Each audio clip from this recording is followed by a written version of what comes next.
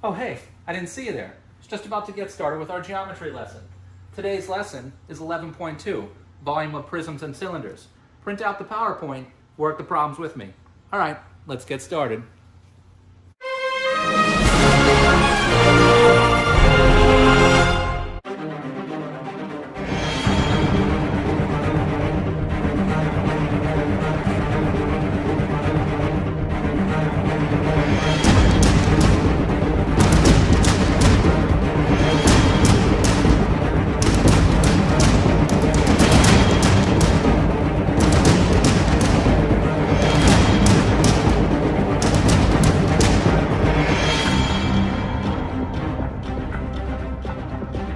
It's Virtual Math with Mr. Ferrara.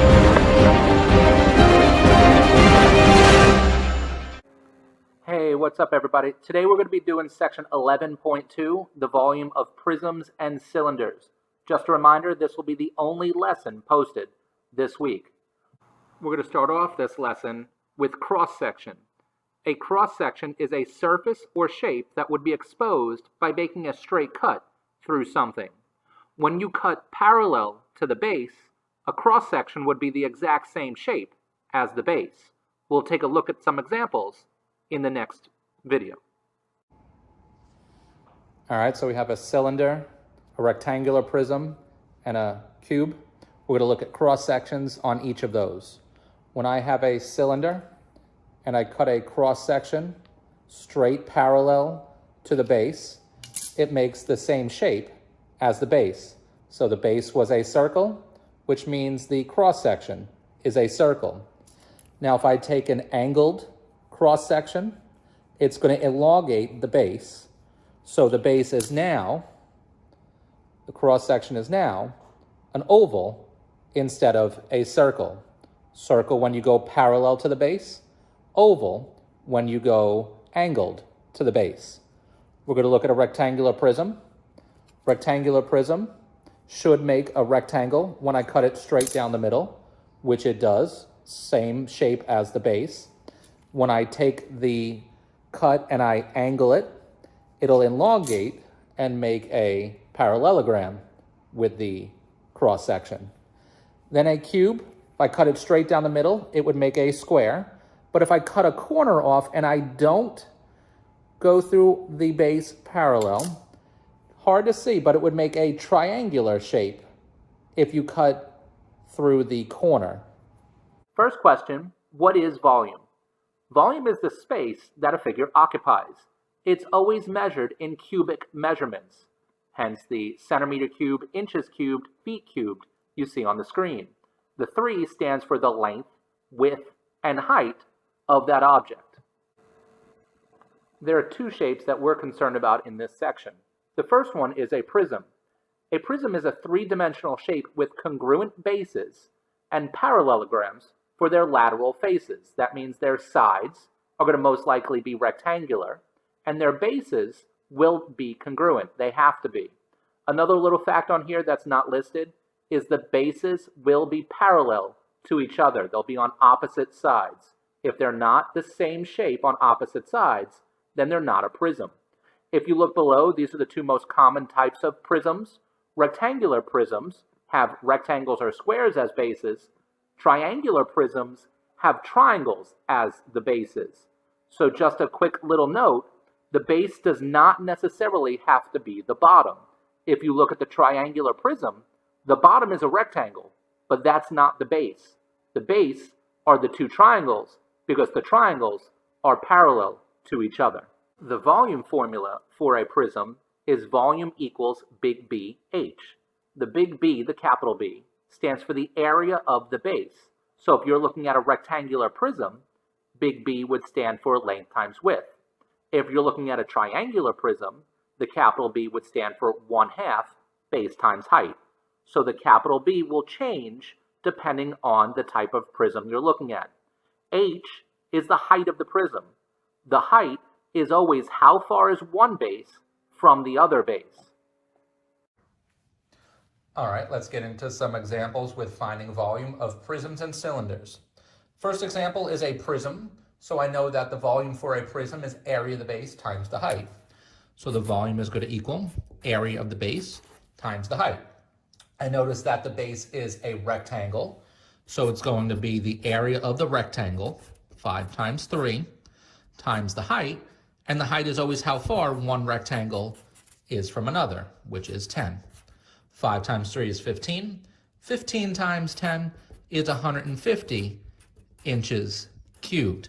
It'll always be cubic measurements because it's length, width, and height. Problem 1, done. Problem 2, find the volume, and we have a triangular prism. The way I know it's a triangular prism is because the base is a triangle. There's 2 triangles on opposite sides of that shape. I have the bottom of the triangle, I don't have the height. So I need to do Pythagorean theorem using this 29 that matches up on this side in order to find the height. A squared plus 20 squared equals 29 squared.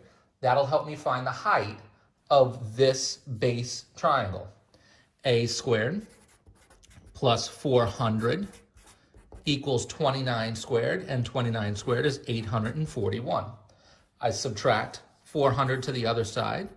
I get a squared equals 441. And I square root it. I find out that a is 21. So the height of the base triangle, not the height of the prism, the height of the base triangle is 21. Now I know the volume formula for a prism is area of the base times the height. The base is a triangle, which is 1/2 length times width, and the height stays the height. So now I know it's 1/2, 21 times 20, and the height of this prism is 40. So I'm going to multiply 21 times 20. I'm going to then multiply that by 40. I'm then going to cut it in half, and I get a volume of 8,400 meters cubed. That is the volume of that prism. Finally, example 3 is one more prism. This is also a triangular prism. Now this one's tricky because, again, there is no height. It's not a right triangle, so we can't do Pythagorean theorem. I do have some clues here that all 3 sides are equal, which means all 3 sides are 8. So the base has 3 equal sides, all being 8. I'm going to draw in a height here. I need to find that height. That's our goal, is to find this height. I'm going to put a right angle here. And since this is an equilateral triangle, I know that this angle in the corner is 60 degrees.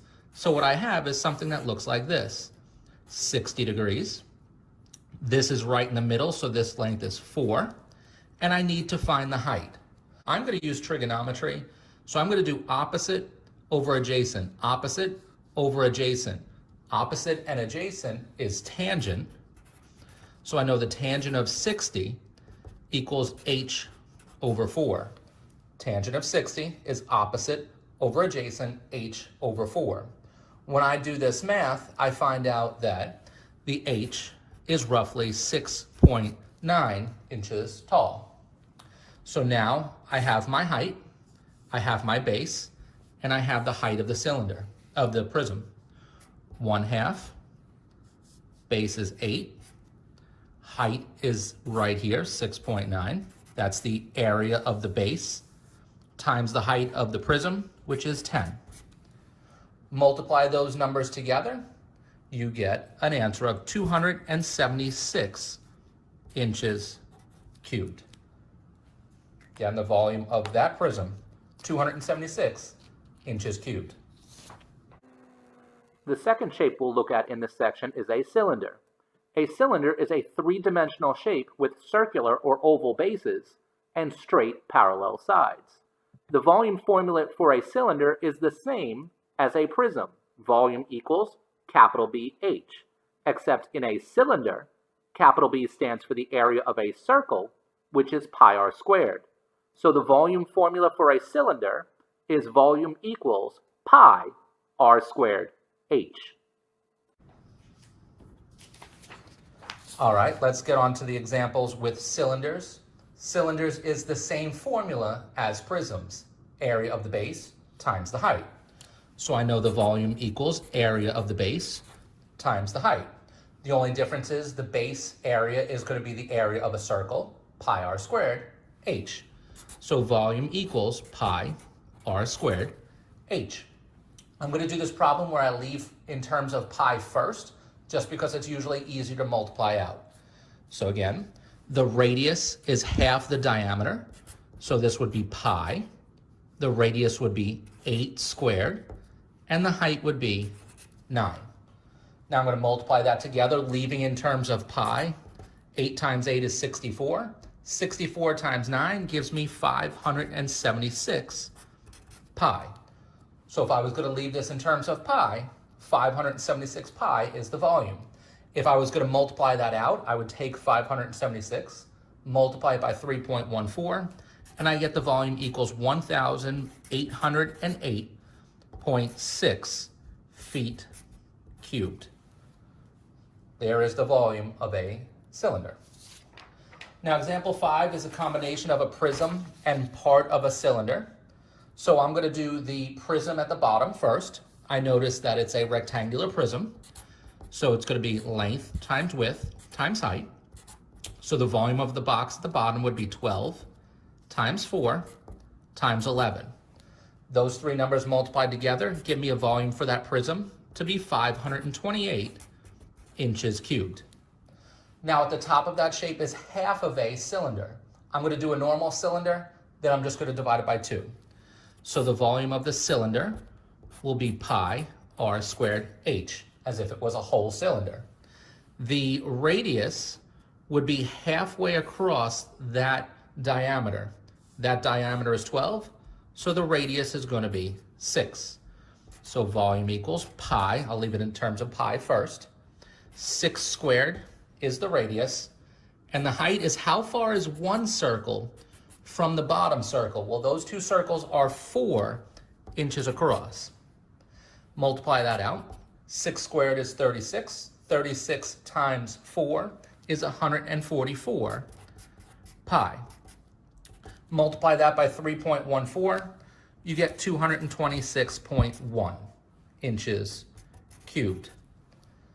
Now I don't get 220, I get 452.16 inches cubed.